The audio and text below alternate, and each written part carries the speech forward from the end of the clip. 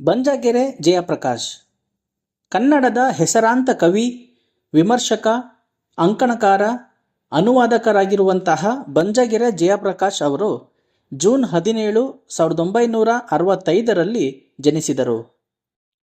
ಇವರ ಸ್ಥಳ ಚಿತ್ರದುರ್ಗ ಜಿಲ್ಲೆಯ ಚಳ್ಳಕೆರೆ ತಾಲೂಕಿನ ಬಂಜಗೆರೆ. ಇವರ ಕೃತಿಗಳು ಪದಾರ್ಪಣ, ಮುಖಾಬಿಲೆ, ಪಿಳ್ಳಂಗೋವಿ, ಇದೇ ರಾಮಾಯಣ, ಕನ್ನಡ ರಾಷ್ಟ್ರೀಯತೆ, ತಲೆಮಾರು, ದೇಗುಲದಲ್ಲಿ ದೆವ್ವ, ಪಾಪ ನಿವೇದನೆ, ನಾಳೆಗಾದರೂ ಸಿಗದೆ ನಿನ್ನ ತಾವಿನ ಗುರುತು ಇತ್ಯಾದಿ. ಪ್ರಶಸ್ತಿಗಳು ಇವರಿಗೆ ಕರ್ನಾಟಕ ಸಾಹಿತ್ಯ ಅಕಾಡೆಮಿ ಪ್ರಶಸ್ತಿ, ಸಾಹಿತ್ಯ ಶ್ರೀ ಪ್ರಶಸ್ತಿ ಮುಂತಾದಂತಹ ಪ್ರಶಸ್ತಿ ಪುರಸ್ಕಾರಗಳು ಲಭಿಸಿವೆ.